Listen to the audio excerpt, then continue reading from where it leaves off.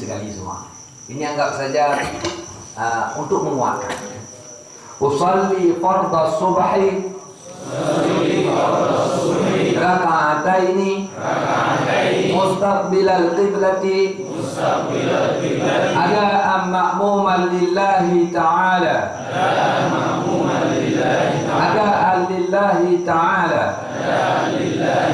usalli saya salat fardhu subhi fardhu subuh raka'ataini dua rakaat mustaqbilal qiblati menghadap kiblat adaan ma'muman ikut imam tunai lillahi ta'ala karena Allah ta'ala. Tapi yang wajib dalam takbir tak diingat saya salat fardu subuh, itu yang wajib. Kalau semua itu sunat, enggak wajib. Kalau ikut imam saya salat fardu subuh ikut imam, itu minimal. Ada yang belum mampunya, fair, tunjuk tangan. Belum mampunya dalam takbir. Itu ada buku versi Wahabi juga, katanya niat dalam takbir itu nggak rasional kan? Karena nggak mungkin orang bisa ngingat sambil baca takbir. Berarti dia kurang rasio, ngerti ya?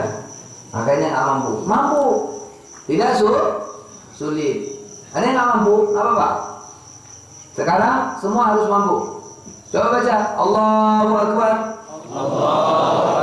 Dalam Allahu Akbar isi dengan niat. Minimalnya saya salat fardu subuh. Coba sama-sama baca saya salat fardu subuh. Udah.